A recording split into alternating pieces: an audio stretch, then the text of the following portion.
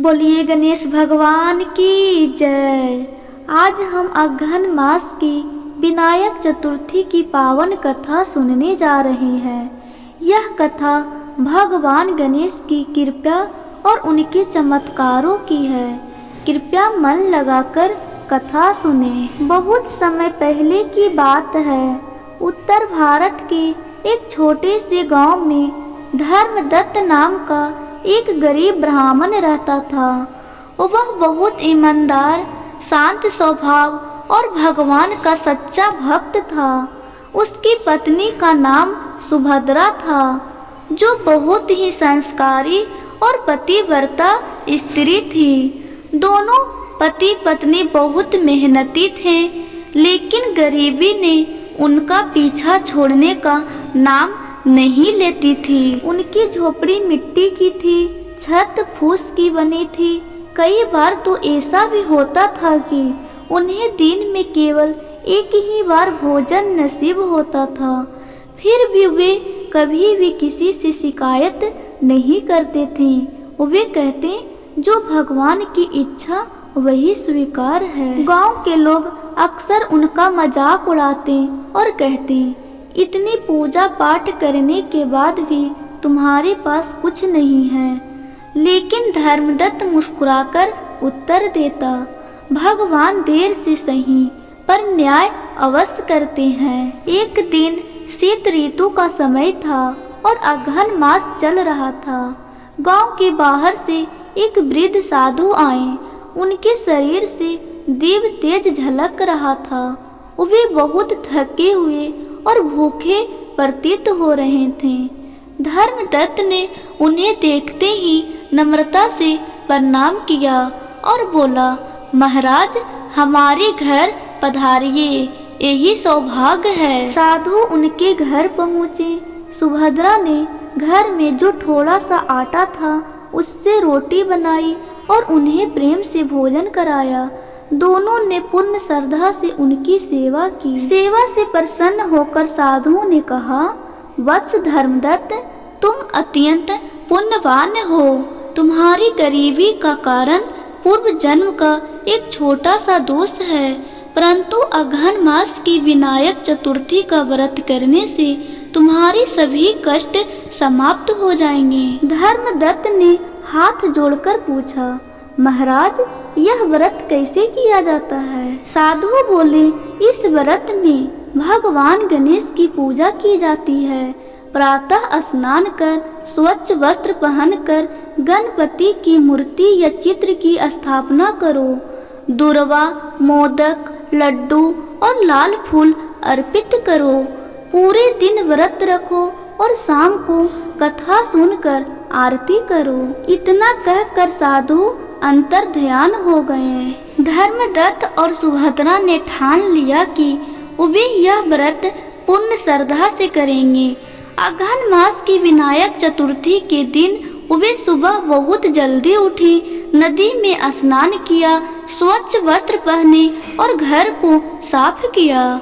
धर्मदत्त ने मिट्टी से सुंदर गणेश जी की मूर्ति बनाई। सुभद्रा ने घर में उपलब्ध गुड़ और चावल से लड्डू बनाए। उन्होंने दीप जलाया और धर्मदत्त ने प्रार्थना की, हे विघ्नहर्ता गणेश, हम अज्ञानी हैं, हमारे दोष क्षमा करें और हमारे जीवन से सभी दुख दूर करें।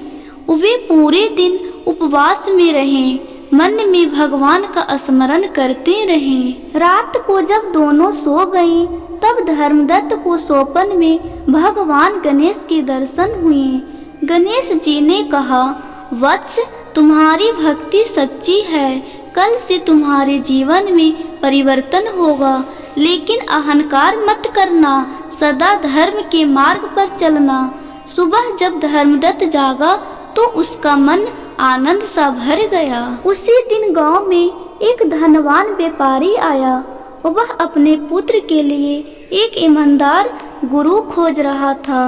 गांव के मुखिया ने धर्मदत्त का नाम सुझाया।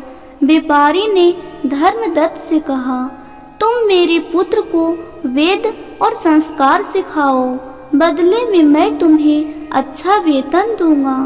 इस प्रकार धर्मदत्त की आय होने लगी। धीरे धीरे उनके घर में सुख आने लगा। कुछ समय बाद व्यापारी ने धर्मदत्त की ईमानदारी से प्रसन्न होकर उसे अपनी दुकान का हिसाब किताब भी सौंप दिया। धर्मदत्त की बुद्धिमानी से व्यापारी बढ़ने लगा। व्यापारी ने उसे और अधिक धन देना शुरू कर दिया।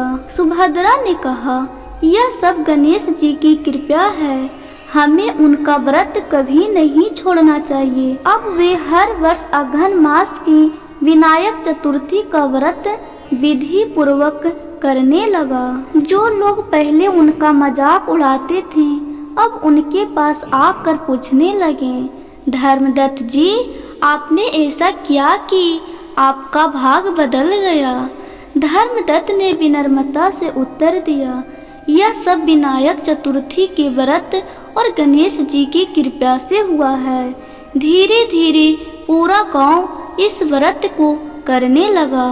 गांव में सुख शांति और समृद्धि का वातावरण बन गया। एक बार फिर धर्मदत्त के जीवन में कठिनाई आई। व्यापारी को नुकसान हुआ और उसने सबको निकाल दिया। धर्मदत्त के पास फिर से धन की कमी हो गई, पर उसने धैर्य नहीं छोड़ा। उसने कहा, भगवान ने पहले हमें दिया है, वे फिर देंगे। उस वर्ष भी उसने पूरी श्रद्धा से विनायक चतुर्थी का व्रत किया। उस रात फिर से गणेश जी स्वप्न में आए और बोले, यह तुम्हारी परीक्षा थी, तुम सफल हुए। कुछ ही दिनों में उसे राज दरबार में लेखाकार की नौकरी मिल गई। अब उसका जीवन पूरी तरह से सुखी हो गया। बुढ़ापे में धर्मदत्त ने गांव के लोगों से कहा, सच्ची भक्ति, धैर्य और विश्वास से किया गया व्रत कभी निष्फल नहीं जाता। विनायक चतुर्थी का व्रत मनुष्य की सभी विघ्नों को हर लेता है। इस कथा से हमें शिक्षा मिलती है कि सच्ची श्रद्धा से किया गया व्रत अवश्य फल देता है। भगवान गणेश विघ्नों को दूर करती हैं। परीक्षा के समय भी धैर्य नहीं छोड़ना चाहिए, अहंकार नहीं करना चाहिए। दूसरों की सेवा सबसे बड़ा धर्म है। इस प्रकार अघन मास की विनायक चतुर्थी की यह पावन कथा पूर्ण हुई। भगवान गणेश सभी पर अपनी कृपा बनाए रखे। जय श्री गणेश।